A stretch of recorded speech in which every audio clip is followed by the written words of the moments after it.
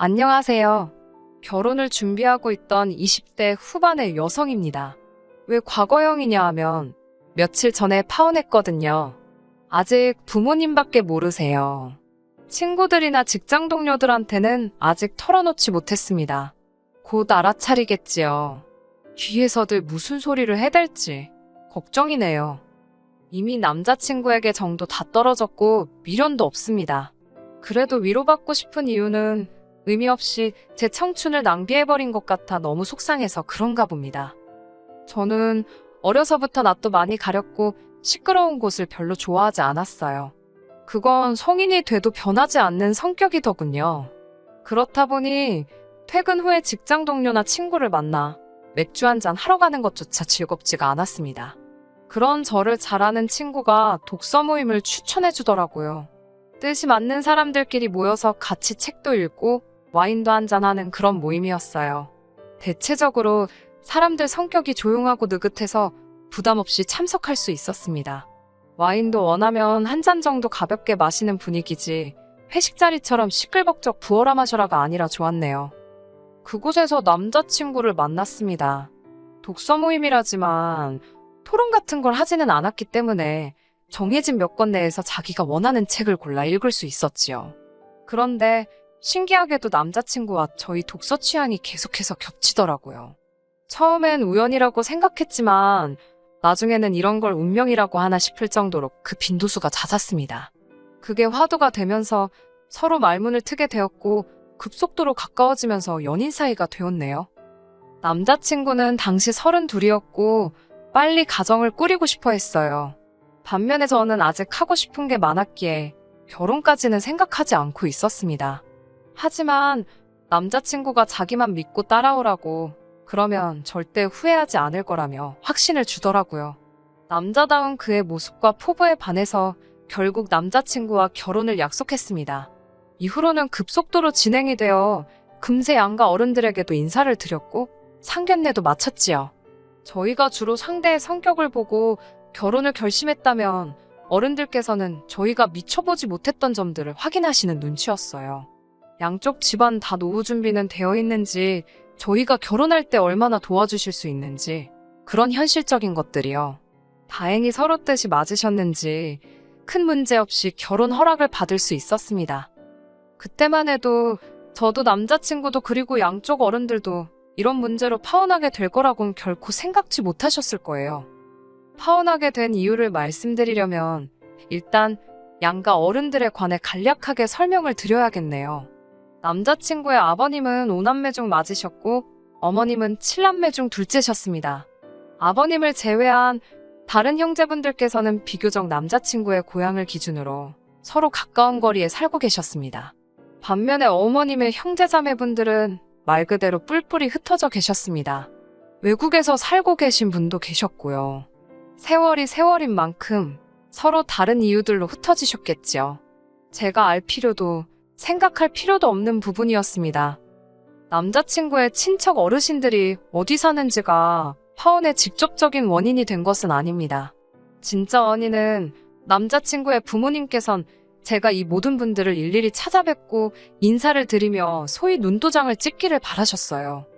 만약에 제가 시간과 공간의 구애를 받지 않는 자유로운 상황에 있었다면 어려운 일은 아니었을 거예요.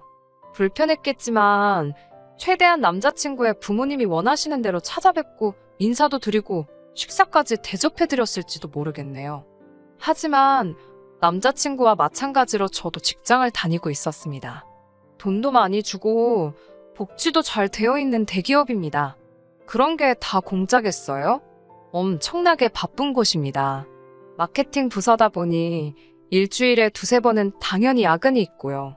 예비 시댁 어른들께 인사하러 가야 되니까 야근은 못한다고 하면 회사에서 아마 바로 관두라는 소리 나오지 않을까요? 미취학 아동이 있는 선배들도 아무 소리 못하고 하는걸요.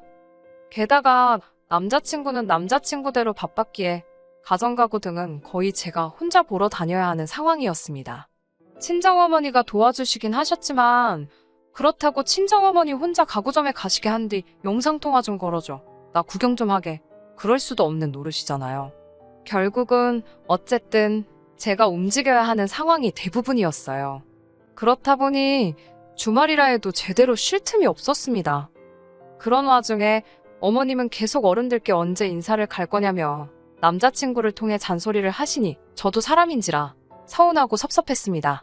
게다가 정작 남자친구는 천하태평인 것도 마음에 안 들더라고요. 제가 남자친구에게 언제 시간이 되냐니까 한다는 소리가 자기 친척들은 자기 얼굴은 다 안다면서 저 혼자 다녀오랍니다. 결혼은 나 혼자 하냐고, 내가 뭐 한다고 혼자 인사를 다니냐고 화를 냈습니다. 가뜩이나 오빠가 옆에 있어도 어머님 아버님이 여전히 불편하고 어색한데 그분들의 형제자매들을 혼자 가서 만나고 오라니 말도 안 된다고요. 남자친구는 무슨 소린 줄 알았다면서 생각 좀 해보자고 하더라고요. 자기가 방법을 찾아본다면서요. 저는 남자친구가 정말 말귀를 알아들었는 줄 알았네요. 그리고 이틀 뒤 남자친구가 찾아온 그놈의 방법은 말 같지도 않더라고요. 기껏 한다는 소리가 자기가 어머님한테 상황을 설명했더니 그럼 당신이 같이 다녀준다고 하셨답니다. 어차피 다 한 가족이 될 거고 명절이며 기념일이며 줄기차게 봐야 하는 사이인데 어색하긴 뭐가 어색하냐면서 이참에 눈도장 확실히 찍고 친해지면 된다고 하셨답니다. 어머님께서 주말 아침마다 노래 배우신다고 동네 문화센터에 나가시는데 저 때문에 당분간 그것도 쉬겠다 하셨다면서 남자친구는 자기 어머니 같은 시어머니가 어딨냐고 저더러 진짜 복받은 며느리라고 그러더군요. 어머니한테 잘해드려 진짜 좋은 분이야. 그 소리도 잊지 않던걸요. 이때 뭔가 기분이 싸하고 찝찝하기는 했어요. 그래도 파혼까지는 생각 못했지요. 비록 속으로 망했다, 더 귀찮게 됐다, 차라리 혼자가 나으려나 그런 생각은 들었지만요. 그런 이유로 자연스럽게 어머님 손에 제 연락처가 넘어가게 되었는데 진짜 문제는 그때부터였습니다. 어머님께서는 친척분들과 약속을 잡으신다며 수시로 저에게 연락을 해오셨어요. 하지만 일을 하다 보면 문자를 늦게 볼 수도 있고 전화를 못 받을 수도 있잖아요. 어머님은 그걸 못 견뎌 하시더군요. 그럴 때면 전화를 10번이고 20번이고 하셨습니다. 처음에는 정말이지 무슨 큰일이라도 난 줄 알고 얼마나 놀랐는지 모릅니다. 답답한 마음에 부모님께 제가 예비 시댁 어른들한테 인사를 다니게 생겼다고 투덜거리니 부모님께서는 한창 결혼 준비하느라 바쁜 사람한테 왜 그런 부담을 주시는 거냐며 이해할 수가 없다 하셨어요. 특히 아버지께서는 너랑 결혼한다는 걔는 뭐하는 자식이냐고 화를 내시더라고요. 이런 건 지가 알아서 중간에서 정리를 해야지 그런 것도 못하는 녀석이냐고요. 제 예상보다 아버지가 화를 크게 내시니까 저도 모르게 중간에서 수습을 해야 할 것 같았어요. 저는 괜찮다고 그냥 다니면 된다며 아버지의 노여움을 풀어드리려고 했지만 별 소용이 없더라고요. 이튿날 출근길에 아버지께서 전화를 걸어오셨어요. 그러더니 이따 퇴근할 때 남자친구도 데리고 오라셨습니다. 그때만 해도 아버지가 무슨 생각을 하고 계신지는 몰랐지만 행여나 남자친구한테 욕이라도 하실까봐 걱정이 되더라고요. 때릴 거냐고 장난처럼 물었더니 넌 아빠를 뭘로 보냐며 신사답게 할 이야기가 있으니 걱정 말고 데리고 오라셨습니다. 그렇게 남자친구를 데리고 집에 오니 부모님께서 고기를 굽고 계셨어요. 생각지도 못한 삼겹살 파티를 하고 한창 분위기가 좋아지자 아버지께서 남자친구에게 종이 한 장을 건네시더라고요. 옆에서 슬쩍 보니까 종이에는 삼촌, 고모, 이모 할 것 없이 외가친과 모든 어른들의 이름하고 주소하고 연락처가 적혀 있었습니다. 저희 아버지가 하나하나 손으로 다 정리하셨더군요. 아버지께선 저에게 다 들었다며 어머님께서 그렇게 며느리 예쁨 받으라고 신경을 써주신다니 감사하다 말씀드리라셨어요. 아버지 말씀에 뼈가 있더군요. 남자친구도 느꼈는지 약간 떨떠름한 표정으로 내내 하는데 아버지께서 당신도 사위가 예쁨을 받으면 좋겠다 싶어서 리스트를 만들었다며 앞으로 당신과 같이 주말마다 인사를 가자고 하셨습니다. 그제서야 남자친구 표정이 뭐라고 표현해야 좋을지 모르겠네요. 당황한 동시에 난처하면서도 짜증도 좀 있었고 차마 싫다 소리도 못하고 아주 복합적이었어요. 볼만하던걸요? 숨막히는 정적이 잠깐 흐르고 남자친구가 먼저 말을 꺼내더라고요. 뭔가 오해가 있는 것 같다면서 남자친구 부모님 쪽이건 저희 쪽이건 어른들께 인사는 둘이 같이 다니는 게 좋을 것 같답니다. 이런 일이 있고 나서야 상황이 좀 나아지는가 싶었어요. 남자친구가 어머님께도 이를 말씀드렸는지 어머님께서 갑자기 연락을 안 하시더라고요. 아버지에게도 감사했고 대처를 잘해준 남자친구에게도 고마웠어요. 하지만 여전히 양쪽 집안 어른들에게 인사를 드리는 일이 마음처럼 쉽지는 않더라고요. 그분들도 다들 일정이나 사정이 있으셨고 저희도 나름의 스케줄이 있었기에 그걸 또 조율하는 게 쉬운 일이 아니었어요. 남자친구와 상의 끝에 하루에 최대 2분만 뵙는 걸로 정했습니다. 남자친구 쪽 어른 2분이나 저희 쪽 2분이 아니라 양쪽에서 1분씩 해서 총 2분을 뵙자고 구체적으로 조건을 만들었지요. 저희 딴에는 깔끔하게 정리했다고 생각했습니다. 하지만 이게 또 어머님 마음을 상하게 하는 일이 될 줄은 상상도 못했네요. 첫 주에는 어머님 여동생분, 그러니까 남편의 이모님과 저희 외삼촌을 뵙게 되었어요. 이모님과 점심을 먹고 외삼촌과 저녁을 먹기로 했었지요. 이모님이 마침 서울 쪽에 나올 일이 있다고 하셔서 그럼 어머님까지 모시고 같이 점심을 먹어도 되겠냐며 남자친구가 묻더라고요. 이모님도 어머님이 안 계시면 어색하실 수도 있으니까 그러자고 했습니다. 그렇게 다 같이 식당에 갔어요. 분위기는 나쁘지 않았습니다. 이모님이나 어머님이나 성격이 비슷하셔서 오히려 대하는 게 어렵지는 않더라고요. 이모님께서는 자기 조카 같은 남자랑 결혼하는 저는 정말 행운아랍니다. 저는 속으로 남자친구 식구들은 서로를 참 잘 띄워주는구나 생각했습니다. 한편 남자친구가 그 자리에서 조금만 겸손했다면 참 좋았을 거예요. 여자친구가 더 좋은 사람이라던가 서로 행운아라던가 왜 듣기 좋은 말들 있잖아요. 그런데 남자친구는 씩 웃으며 절 쳐다보면서 들었냐며 전 정말 보기 겨운 걸 알아야 된답니다. 저만 모르고 다른 사람들은 다 안다나요. 예비 시댁 식구들 앞에서 한마디 하기도 그렇고 그래 너 잘났다 라는 기분으로 어거지로 웃어 보이며 그래 하고 말았습니다. 어느덧 시계를 보니까 4시가 다 돼가고 있었어요. 삼촌이랑은 6시에 만나기로 했지만 이동 시간도 있고 저도 좀 쉴 틈이 있으면 좋겠다 싶어서 남자친구에게 슬슬 일어나자고 했습니다. 그런데 어머님께서는 이제 커피를 마시러 가자고 하셨습니다. 느긋하게 이야기를 좀 더 하자시면서요. 제가 어머님께 저희는 저녁 약속이 있어서 이만 가봐야 할 것 같다고 하니까 중요한 약속이 아니면 취소하랍니다. 저도 그러고 싶은데 외삼촌을 뵙기로 한 거라 안 될 것 같다 하니 외삼촌이면 당연히 이해해 주실 거라며 자꾸 약속을 취소하라고 그러시더군요. 남자친구까지 옆에서 한번 삼촌한테 전화라도 걸어보라며 저를 채근하더라고요. 혹시 다른 날로 미룰 수 있는지 여쭤보라면서요. 제가 우리가 시간이 없는데 무슨 다른 날이냐며 안 된다고 딱 잘라 말하고는 어머님 이모님께 양해를 구한 뒤 먼저 자리에서 일어났어요. 이튿날 어머님께서 전화를 걸어오셨습니다. 이걸 받았다면 제가 제때 이 전화를 받았다면 다른 결말이 저와 남자친구를 기다리고 있었을까요? 애석하게도 그때 저는 회의 중이었습니다. 회의 시간을 제가 정하는 것도 아니고 저희 회사는 보안상 회의 때는 회사에서 지급한 기기 말고는 가지고 들어갈 수가 없거든요. 게다가 엎친데 덮친격이라고 할까요? 평소라면 1시간 정도 걸리던 회의가 그날따라 한 30분 정도 지연되었습니다. 회의가 끝나고 자리로 돌아와 핸드폰을 보고는 기절하는 줄 알았어요. 부재중 전화가 62통이나 와 있었습니다. 이게 말이 되는 숫자인가요? 게다가 장문에 문자를 4통이나 보내놓으셨더라고요. 말이 문자지 이건 거의 편지나 다름없었어요. 당황한 제가 제대로 읽지도 못하고 남자친구에게 전화를 걸었어요. 무슨 일이라도 있나 싶어서요. 남자친구는 제 전화를 받자마자 왜 어머님 전화를 안 받냐면서 짜증을 냈습니다. 내가 일부러 안 받았겠냐고 회의 중이었다니까 갑자기 회사 욕을 합니다. 무슨 회사가 휴대폰도 못 쓰게 하냐면서 그러다 부모 죽으면 어쩔 거냐고요. 제가 뭐 사연 쓰면서 회사 내교를 읊을 수는 없지만 그런 만일의 사태를 위한 대비책이 다 있거든요.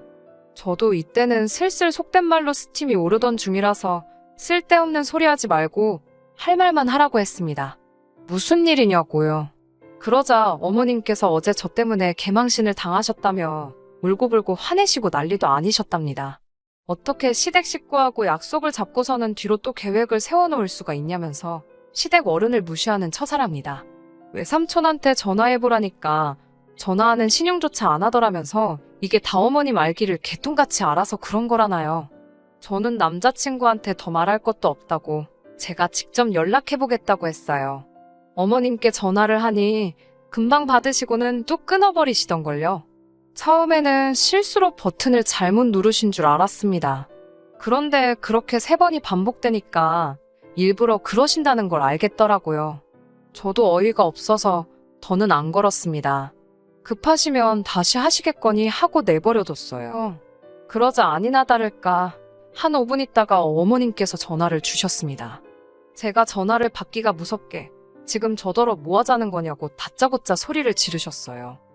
도대체 왜 이렇게 화가 나셨냐니까 어떻게 우리 집안에 시집 온다는 애가 지 외삼촌 만난다고 시댁 식구를 물먹일 수가 있냐입니다. 제가 무슨 물을 또 먹였다는 말씀이시냐고 같이 4시간이나 있었는데 뭐가 부족하셨냐고 그랬어요.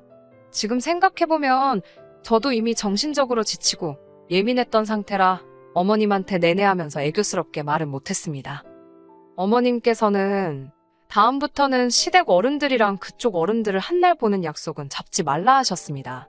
결혼이 코앞인데 그럼 언제 다 인사드리냐니까 그쪽 어른들이야 너 크면서 질리게 보지 않았냐며 이제 시댁 어른들이 저한테 더 중요한 사람들이랍니다. 그러면서 저에게 정말 토시 하나 안 틀리고 너는 결혼하면 그 집에서 아웃이야. 아웃. 그러시는 거예요. 아웃이라니 그게 무슨 소리냐니까 이제 그 집 식구가 아닌 거랍니다. 저는 죽어도 시댁 귀신이 되는 거라나요. 아니 요새도 이런 말을 하는 사람이 있나 싶었더니 바로 남자친구 어머님이 그런 분이셨더군요. 제가 어이가 없어서 그럼 어머님은 아버님 친척분들한테만 잘하시면 되지 왜 어머님 형제 자매분들하고 왕래를 하시냐 물었습니다. 아버님한테 시집 오셨으면 어머님도 그 집에서 아웃된 거 아니냐고요. 제가 그런 식으로 대답할 거라곤 어머님도 생각을 못 하셨던 모양이에요. 잠깐 동안 말씀이 없으시더니 저더러 어른한테 말을 그따위로 하라고 배웠냐면서 저 들으라는 듯이 욕을 하시고는 전화를 끊으셨습니다. 분하기도 하고 억울하기도 하고 여러모로 화가 나서 감정을 주체하지 못하고 있는데 곧이어 남자친구한테서 전화가 걸려왔습니다.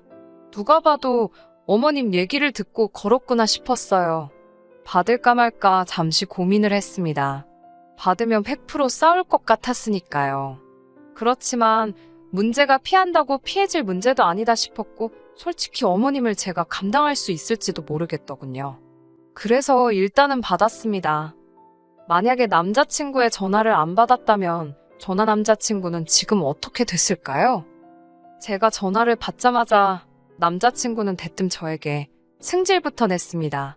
도대체 어머님한테 어떤 식으로 말을 했길래 어머님이 아까보다 더 화가 나셨냐고 저더러 미쳤냐고 일부러 그러냐입니다. 제가 어이가 없어서 웃었어요. 내가 미쳤다고 어머님 약을 올리겠냐고요. 약 올려서 나한테 득대는 게 뭐가 있겠냐고 오빠 눈에는 내가 그렇게 한가해 보이냐고 저도 악을 썼습니다. 어머님은 왜 자꾸 억지를 쓰시냐고 내가 무슨 오빠 집 귀신이 되냐고 어머님 말씀하시는 걸 듣고 있으니 결혼하면 명절 때 친정에도 못 가게 하실 것 같다고 따지고 들었어요. 그러면서 오빠라면 이 상황을 어떻게 하겠냐고 오빠 생각을 말해보라고 했습니다. 그러자 남자친구가 한다는 소리가 대뜸 여자들은 정말 이상하답니다. 그러면서 어찌됐건 제가 아랫사람이니까 그냥 나 잡아 잡수하고 죄송하다 하랍니다. 한다는 소리가 결혼하면 제가 남자친구 보고 살지 친정 식구들 보고 사냐면서요. 이건 또 그게 무슨 소리냐니까 막말로 자기가 제 친정 어른들한테 인사 좀 안 드렸다고 해서 자기를 어떻게 하겠냐는 거예요. 자기는 그런 거 하나도 겁 안 난다면서 저는 자기만 믿고 살면 된답니다. 아니, 누가 그게 무서워서 이러는 거냐고요. 그리고 왜 자기가 뭔데 제 친정 어른들을 겁을 안 낸답니까? 들을수록 언짢고 불쾌한 거예요. 아무리 사랑하는 남자친구라도 친정 어른들을 자기가 뭔데 무시하나 싶더라고요. 오빠는 우리 삼촌이나 이모들이 안 무섭냐니까 뭐가 무섭냐입니다. 살면서 몇 번이나 보겠냐고요. 그래서 나도 오빠 친척들 하나도 안 무서우니까 인사 안 드려도 되냐고 물었습니다. 그러자 그건 다르답니다. 시댁 식구들은 원래 어려운 사람들이고 어려운 줄 아는 게 며느리 도리랍니다. 이쯤 됐을 때는 이미 마음속에 파오는 확정이었어요. 동시에 이런 썩어빠진 사상을 가진 남자가 제 남자친구였다는 게 너무 불쾌하더라고요. 그러면 사위돌이는 뭐냐니까 사위돌이라는 말이 세상에 어디 있냐고 그래요. 사위대접은 들어봤다면서요.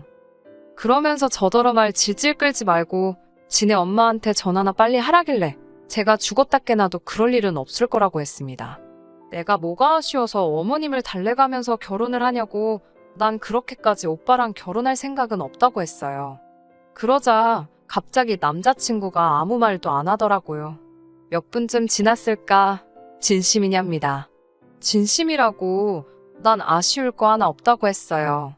오빠보다 어리지 돈도 벌지 손해볼 거 하나 없다니까 남자친구 목소리에서 약간의 짜증과 다급함이 느껴지던걸요. 왜 일을 복잡하게 만드는 걸 넘어서 크게 만드냐며 그냥 사과만 해달랍니다. 그러면 자기가 수습을 한다고요. 그래서 아니 수습할 거 없다고 어머님 혼자 화를 내시던 쓰러지시던 뭐 알아서 하시겠지라며 내 눈앞에서 그러시는 것도 아니고 난 아무 생각이 없다고 했습니다. 그리고 이제 전화하지 말라고 했어요. 시간 아까워 죽겠다고요. 너네 엄마 성질 더러운 거 잘 알겠는데 나도 성질 더러우니까 그만 건들라고 했습니다. 그리고 너네 엄마가 성질 안 죽이면 넌 평생 장가 못 갈 거라고 어떤 얼빠진 여자가 그런 시어머니를 모시겠냐고도 해줬고요. 잘한 것 같은데요. 제 할 말만 다 하고 남자친구를 비롯한 관련된 모든 연락처들을 차단시켜버렸어요. 매달리던지 말던지 제 할 바도 아니고 알고 싶지도 않았고 더 이상 시달리기도 싫더라고요. 친정 부모님한테는 바로 말씀드렸습니다. 다행히 어머니는 이혼보다 파혼이 낫다며 별 말씀 안 하시더라고요. 하지만 아버지는 그 자식 저번에 그렇게 알아듣게 말을 했으면 똑바로 해야지 멍청한 건 답도 없다며 그렇게 살게 내버려두랍니다. 그러면서 저더러 당신 딸 용기 있다고 멋지다고 그러시던걸요. 이후로 한동안 아버지가 회사에 데려다 주시고 데리러 와주셨어요. 시간이 여의치 않을 때는 직접 택시를 불러주셨고요. 이 밖에도 아버지가 나서서 저를 많이 챙기셨습니다. 그래 뉴스에 워낙 흉흉한 소식이 많았기에 부모님이 꽤나 걱정하셨거든요. 지금은 회사와 집만 왔다 갔다 하면서 조심조심 지내고 있습니다. 한 3달 정도 지나면 일상으로 돌아갈 수 있겠지요? 구정물을 보시거든 피해가세요. 돌아서 가세요. 얼마나 깊은가 궁금하다고 발 담궈보지 마시고요. 끝까지 들어주셔서 감사합니다. 오늘의 사연은 여기까지입니다. 구독과 좋아요, 알람 설정 부탁드리고 더 좋은 사연으로 다시 찾아뵙겠습니다. 감사합니다.